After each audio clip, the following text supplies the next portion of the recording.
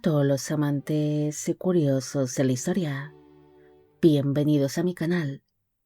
Hoy os traigo la cara más humana y desconocida de un rey que la historia siempre ha ridiculizado, Juan VI de Portugal. Aunque muchos lo recuerdan solo como un monarca asustadizo y glotón, detrás de su imagen de hombre débil se escondió un matrimonio de pesadilla con la ambiciosa Carlota Joaquina. Atrapado en un palacio lleno de odio, el rey buscó refugio en una familia secreta que le aportaría paz y tranquilidad.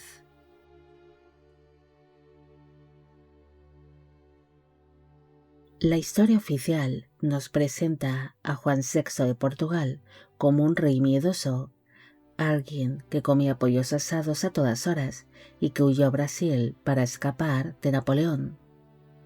Pero detrás de esa imagen de hombre débil se escondía una realidad mucho más profunda y triste, la de un monarca que vivía atrapado en un matrimonio pesadilla con la reina Carlota Joaquina. Se odiaban tanto que habitaban palacios separados y solo se hablaban por pura necesidad política. En medio de ese vacío afecto, Juan VI no se resignó a la soledad. Buscó refugio y cariño en una familia secreta que mantuvo viva durante años, lejos de los ojos de la corte y de las ambiciones de sus hijos legítimos.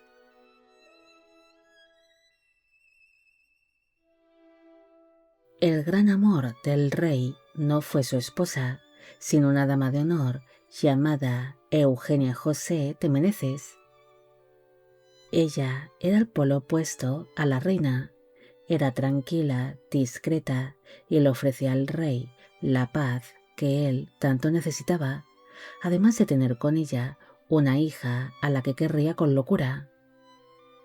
Lo que hace especial esta historia es que Juan VI, a pesar de los protocolos, no quiso esconder del todo a esta familia.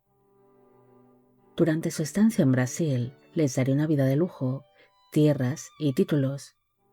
Para el rey, esa niña no era un error que quisiese ocultar, sino su verdadera familia. En los momentos de mayor crisis política, el rey escapaba para estar con ellas, porque allí no era un monarca asustado, sino simplemente un padre.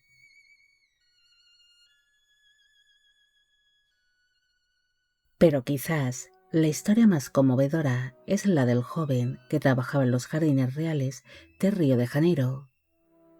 Juan VI sentía una auténtica pasión por la naturaleza y pasaba horas caminando por el jardín botánico que él mismo había fundado. Sin embargo, sus paseos tenían un motivo oculto. En esos jardines trabajaba un joven cuya belleza y parecido físico con el rey llamaban la atención de todos los que le veían. Los rumores de la corte eran constantes. Aquel jardinero era en realidad un hijo ilegítimo del monarca.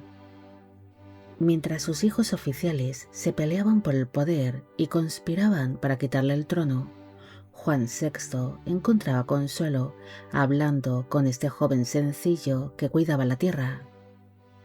Se dice que el rey disfrutaba de su compañía porque era la única persona que no quería nada de él, ni dinero ni influencia. Juan VI lo protegió siempre en silencio, asegurándose de que nunca le faltase de nada, prefiriendo la charla honesta de un jardinero antes que las mentiras de los nobles de su corte.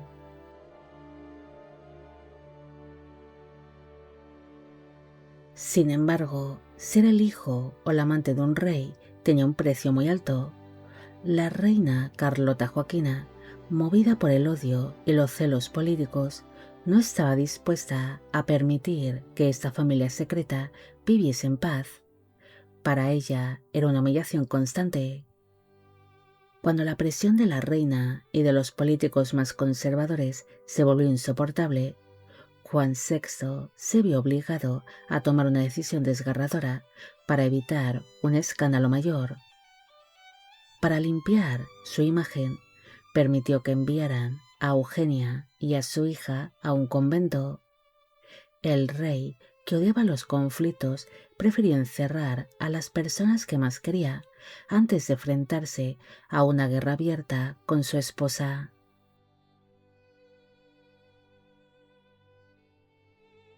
Juan VI murió solo en Portugal, rodeado de intrigas y posiblemente envenenado. En sus últimos momentos, lejos de los jardines de Brasil y de su familia oculta, se dice que recordaba con melancolía aquellos años de felicidad robada.